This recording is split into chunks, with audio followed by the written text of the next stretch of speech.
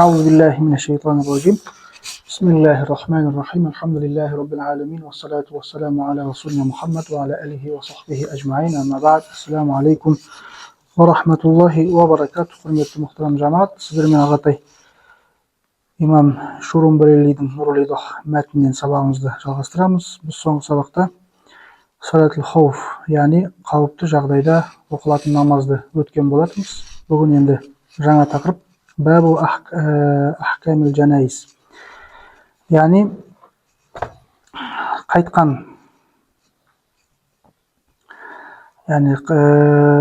кісіге қатысты үкімдер, мәйітке қатысты үкімдер өтеміз, жаназаға қатысты мәселелер. Бүгін Құдай қаласа алты мәселені қарастыратын боламыз, 6 тақырыпшаны. Ең біріншісі ма юснау бил мухтадари дейді. Яғни мухтадар деп атқан өлім халінде жатқан адам дейді. Сол өлім халінде жатқан адамға қандай іс-әрекеттер жасалады. Бұл өмір болғаннан кейін кез келген адам басында не істейді, осы жағдай кез келген уақытта болуы әбден мүмкін. Туы бар жерде өлім хақ дейді ғой.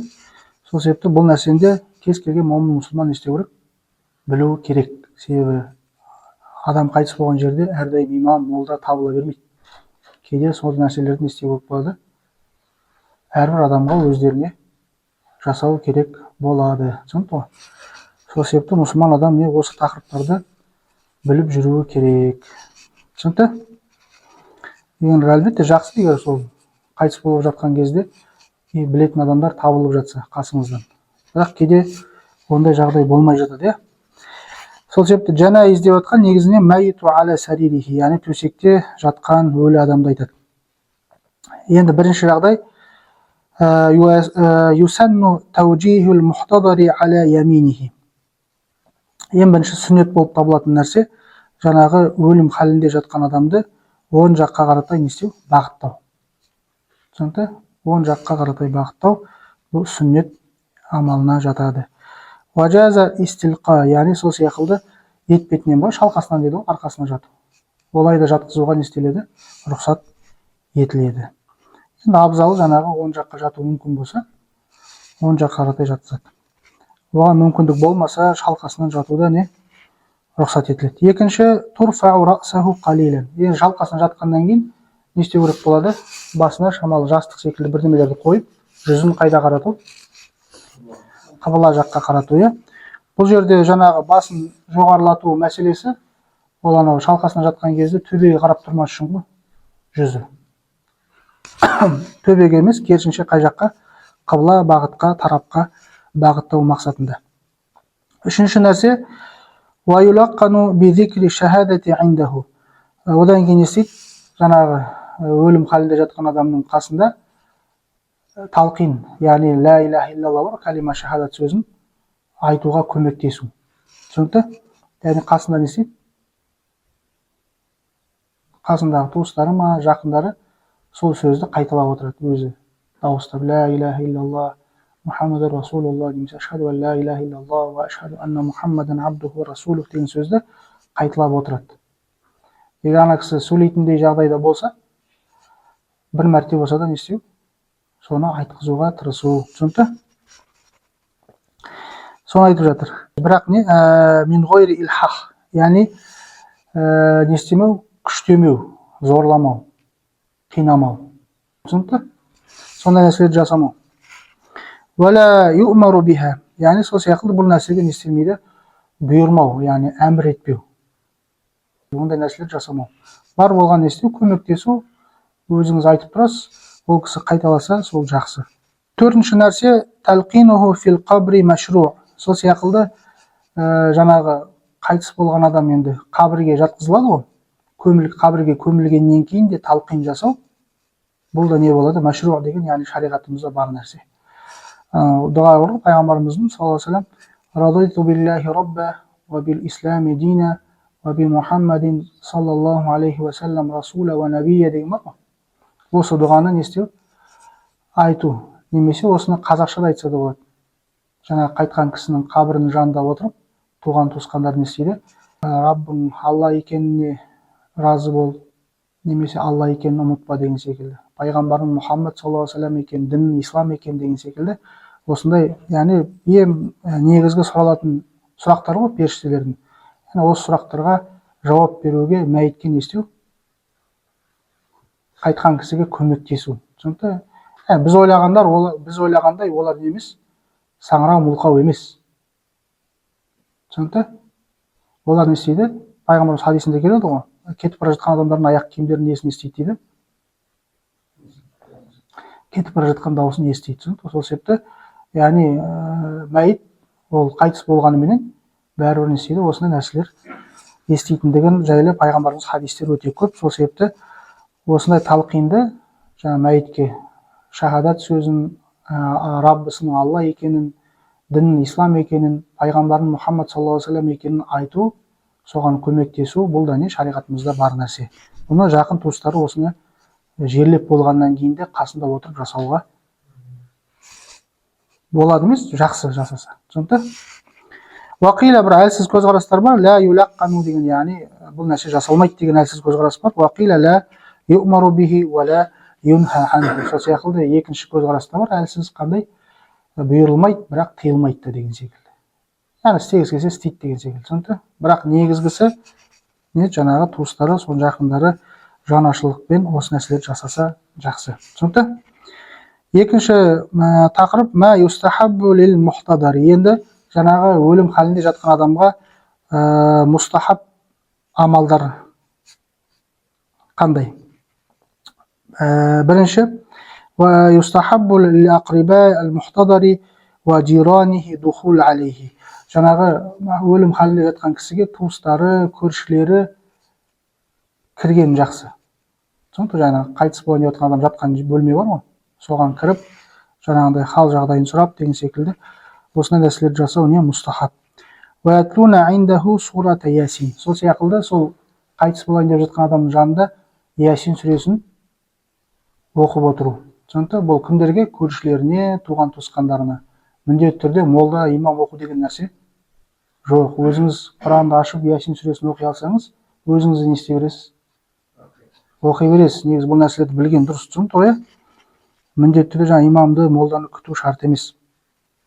Осыны естіңіздер, біліп жүріңіздер. Осы нәрселерді жасау бұл мустахаб.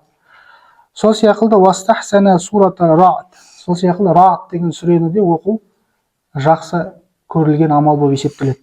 Бұған байланысты пайғамбарымыздың сахабасы Джабир радиаллаху анхудан жеткен риwayat бар. Ол кісі не дейді? Кімде-кім осы өлім халінде жатқан адамның жанында осы ра'д сүресін оқыса, рухының шығуына не істейді дейді? Жеңілдік болады деген. Түсінікті? Ал біз білеміз, рух барлық адамдардан бірдей шықпайды. Пайғамбарымыз хадис бар ғой, кейбір жаман адамдардан не істейді?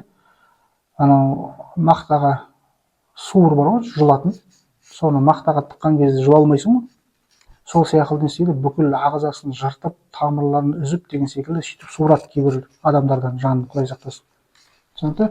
Яғни жер бетінде өмір сүрген кезде Алла Тағаланың бұйырғанындай өмір сүрмеген адамдар болса, солардан жаңағындай жан солай қиналып естеледі, шығарылады. Ал енді Алла Тағала керісінше сүйкімді өмір ғұмыр кешкен болса, ол адамдардан керісінше не істейді? Майдан қылшық суырылғандай жеңіл суырылады. Сол себепті осы ра'д сүресін оқу не жақсы амал болып есептеледі. Осыны істесеңіздер болады. Үшінші, вахталафу фи ихраджил хаири ва нуфасаи мин инди. Сол сияқты халде жатқан кісінің бөлмесінен нифас халіндегі әйел, немесе етеккір халіндегі әйелдерді шығаруға қатысты, яғни ол бөлмеге кіргізбеу, немесе ол бөлмеден шығаруға қатысты ғұламаларда не бар? Ихтилаф бар. Ихтилаф деген талас. Не үшін талас? Себебі жаңағындай хайыз бар әйел, етеккір бір әйел, сол сияқты жүніп еркек кісі хал жағдайында жатқан кісінің жанында болса, яғни періштелердің келуіне не істейді? Кедергі келтіреді. Түсінікті? Сол себепті кейбір ғұламалар айтқан, сондай кісілер оданша кірмегені жақсы деп айтқан. Түсінікті? Осында не істеп жүріңіздер?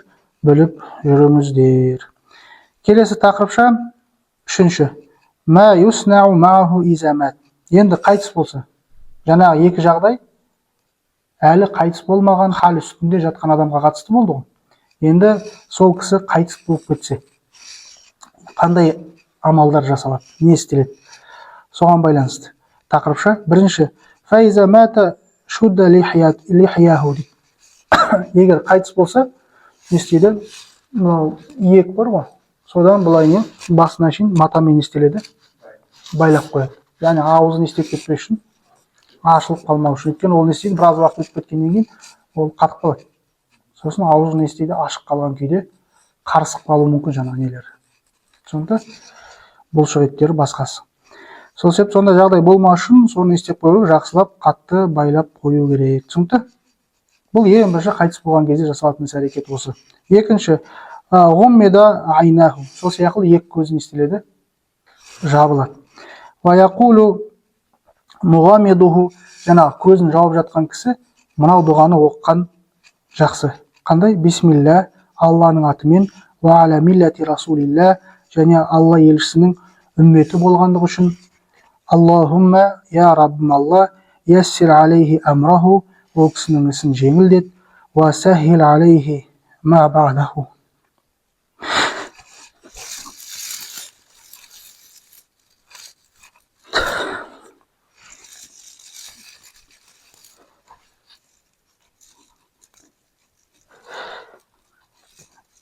Сол сияқты сол кісінің жаңағы өлімнен кейін болатын жағдайын жеңіл қыла көр деп дұға ету.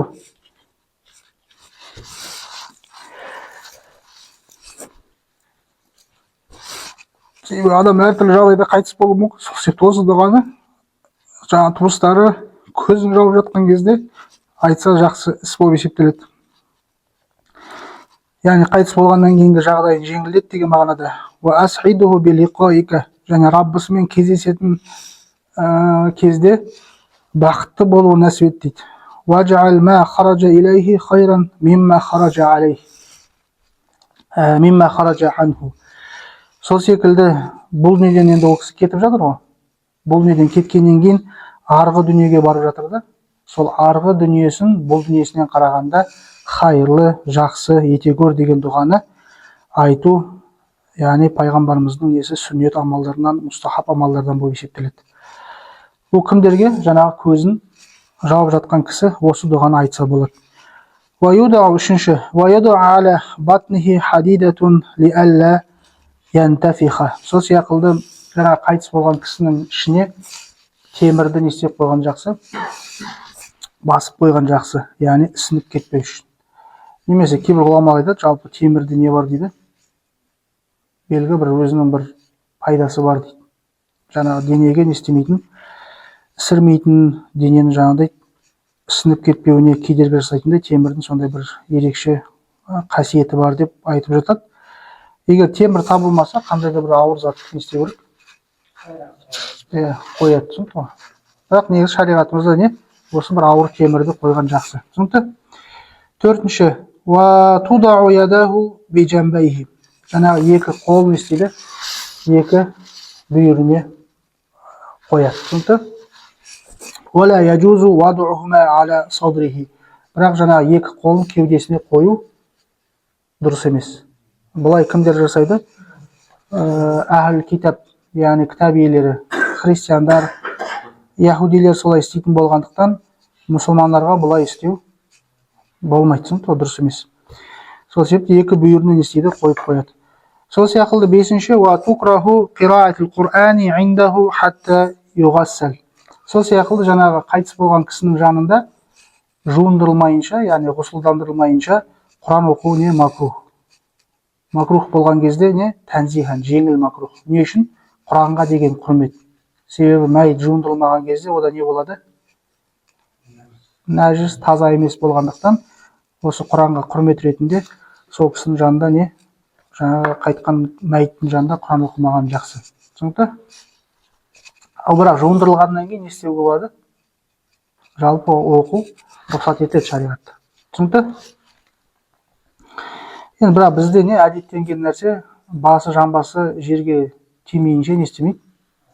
Құран оқымайды. Бірақ шариғатта негізі сол мәйіттің жанында ғұсыл алынбаған күйде Құран оқымаған жақсы. Түсінікті? Ал одан кейін жуындырылғаннан кейін оқып жатса, онда тұрған не жоқ? Ешқандай да проблема негізі жоқ. Түсінікті? Алтыншы жағдай, уәлә бә'сә би'и'ламин наси бимаутихи. Сол сияқты адамдарға жария ету, жаңа кісінің қайтыс болғандығы жайлы. Бұл да не? Бұда ешқандай әбестік жоқ деп жатыр.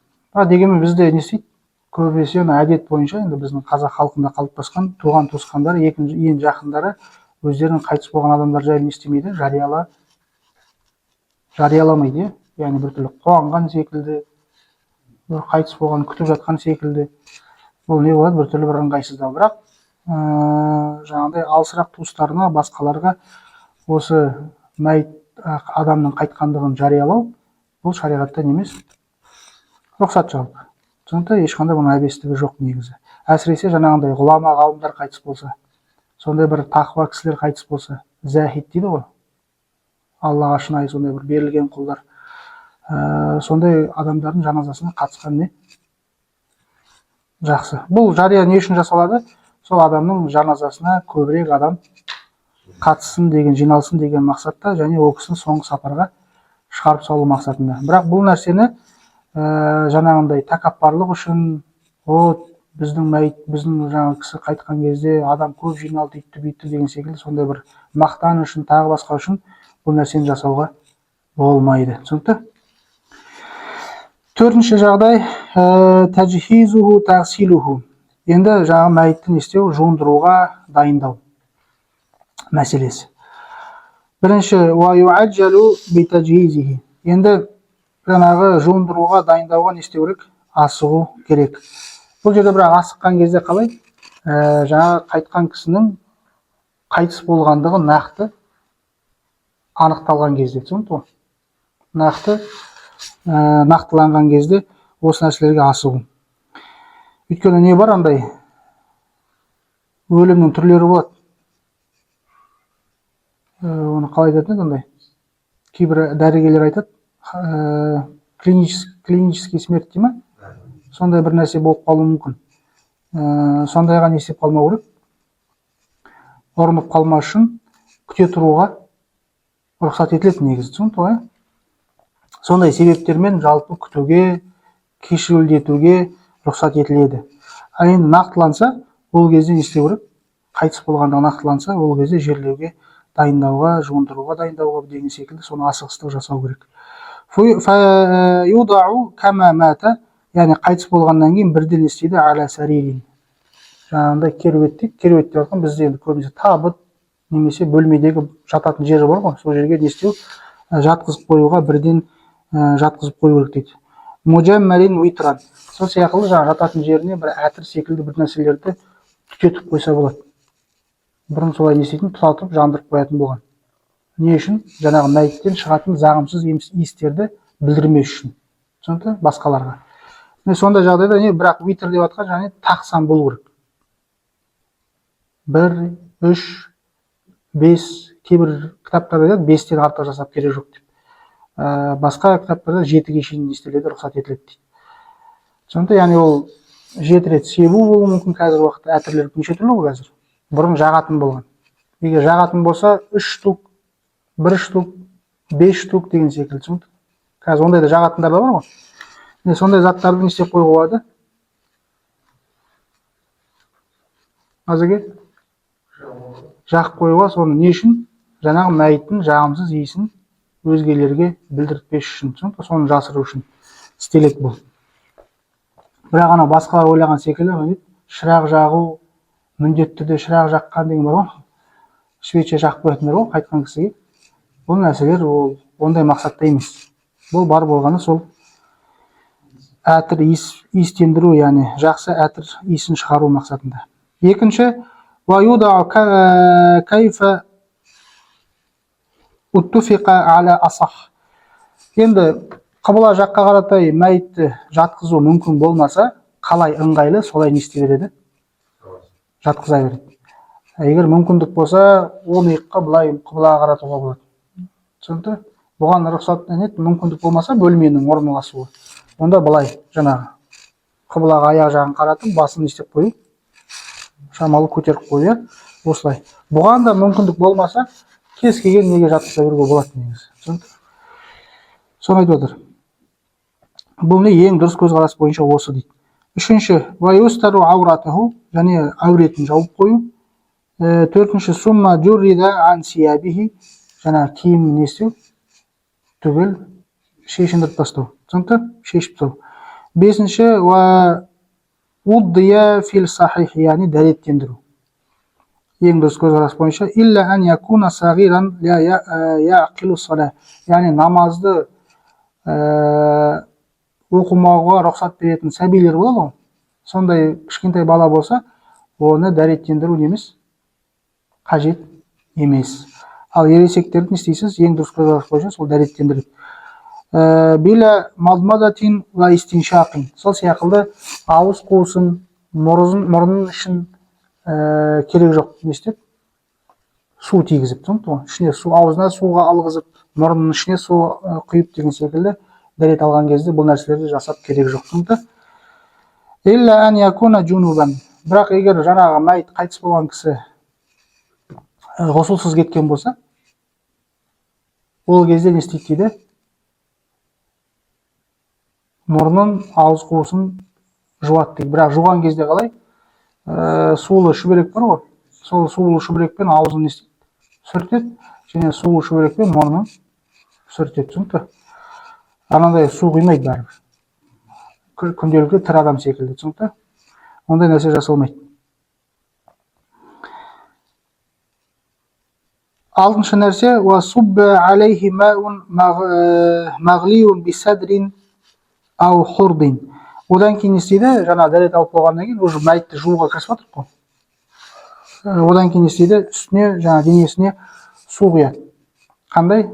Қайнатылған, яғни жылы су, салқын су емес. Сол жылы су болу керек. Және не? Бисадрин ау хурдин. Жаңа сәдір деген сидр деген бар, лотос. Сондай иістендіру шөптер ғой бұрынғы кездегі. Қазір уақытта ол не? Судың ішіне анау духи әтірлер бар ғой, мисктер, соларды қосып, осы нәрселерді істесеңіздер болады, яғни сондай иістендірген сумен жусаңыздар болады. Ау хурдин, яғни тазартуға көмектесетін сондай не? Бұл да шөптер. Яғни сабынның ролін ойнайтын. Қазір сабындар бар, сол себепті сол нәрселерді қолдануға болады. Ва илля фал қараху. Егер жаңағындай сабында, жаңағындай шөптерді, ешқандай нәрселер болмаса, құр еш нәрсе араласпаған тап-таза сумен істейсіз, жуасыз. Түсінікті? Жаңағындай қарах деп атқан әл-мәул халис. Еш нәрсе араласпаған таза су. Соны айтып отыр. Жетінші, ва юхсалу расаху ва лихиятуху бил хитми. Жаңағындай басы деп атқан кезде бұл жерде шашы ғой.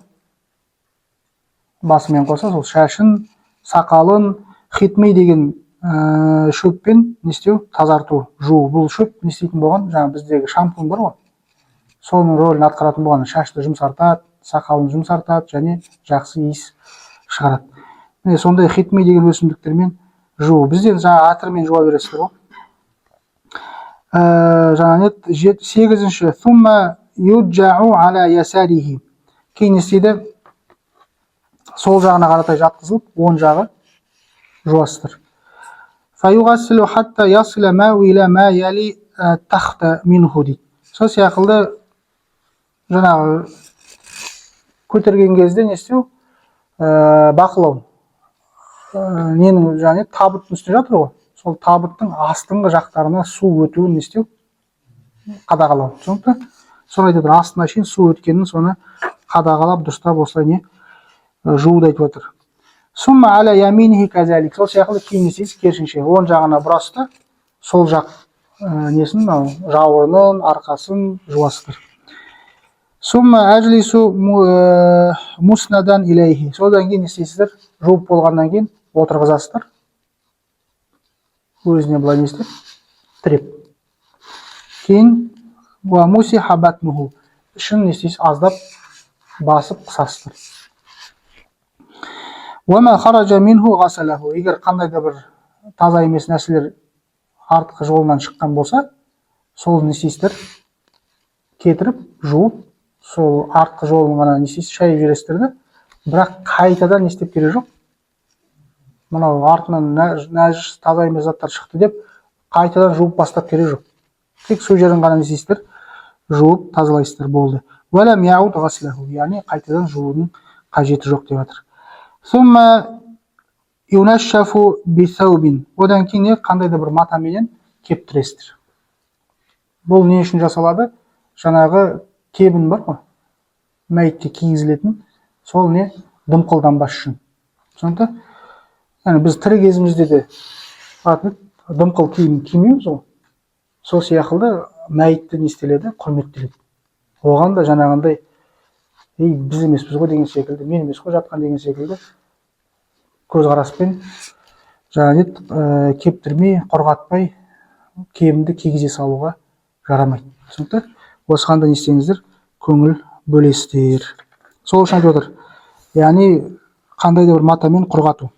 12-ші уаяджалу хунута аля росихи ва лихиятихи. Сол сияқты кептірілгеннен кейін жаңағы шашын, басын, сақалын хунут деген хош иіс беретін сондай өсімдіктер немесе майлар, соларды жағуға болады. Түсінікті? Басын, сақалын.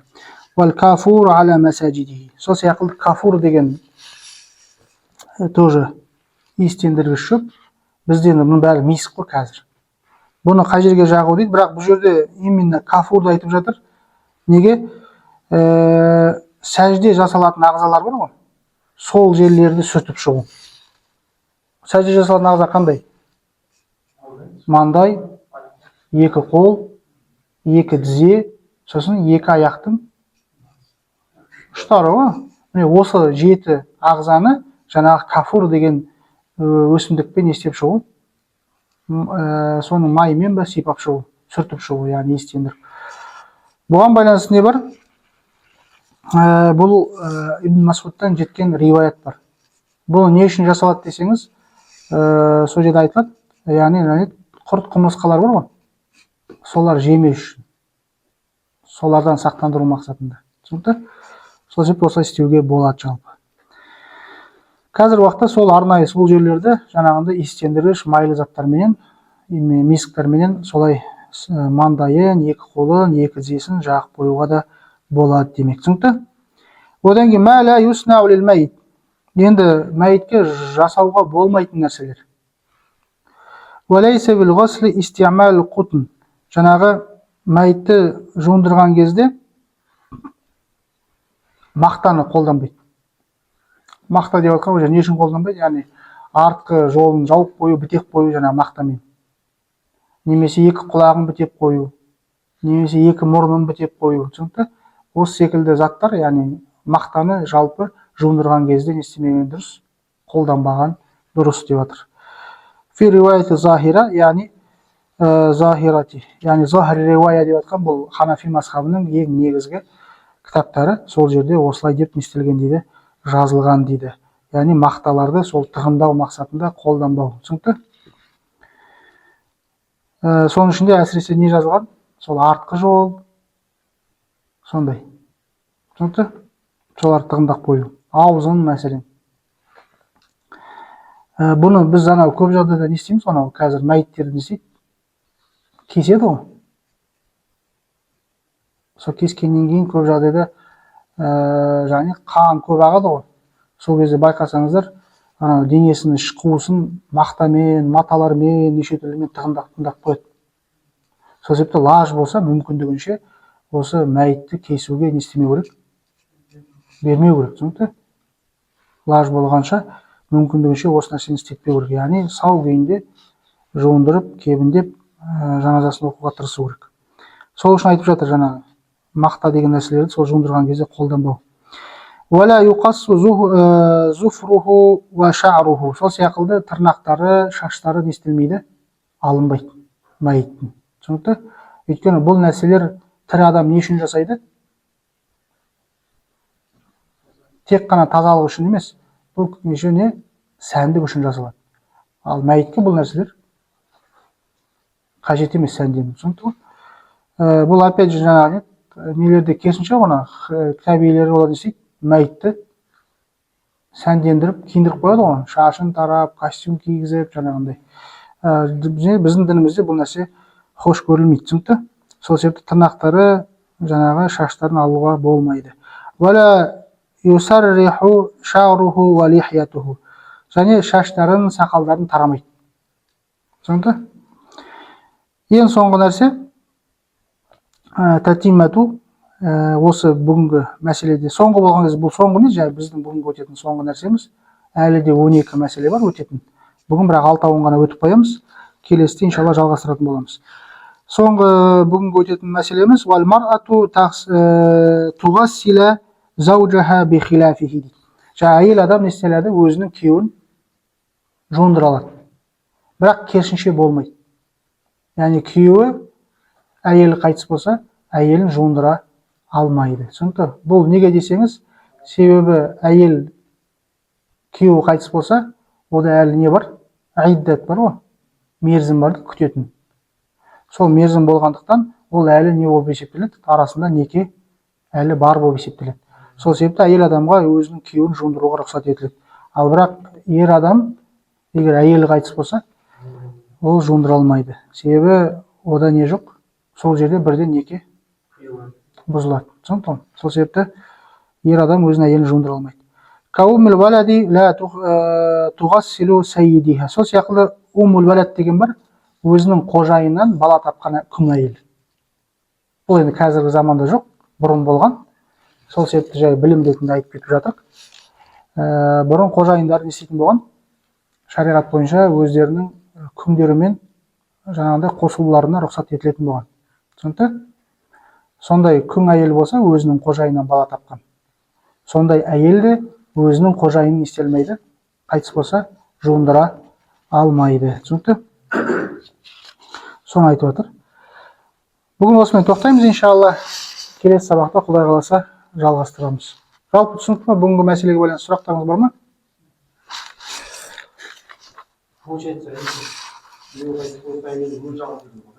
Ау? Әлбетте, басқа елдерді алып қалмайды. Бұл жерде жаңа не андай чрезвычайный случайларды айтып отыр ғой. Әйтпесе, ер адамдар бар болса, ер адамдар жуындырған дұрыс қой, ер адамды. Әйел адамды, әйел адамдар. Бұған да әлі де тоқталамыз, бұл тақырыпқа. Әлі де ораламыз. Бірақ бүгінгі жаңағында айтылып кететін мәселе осы әзірше. Түсінікті? Уахир дауана ан алхамдулиллахи раббил аламин. Алла разы болсын.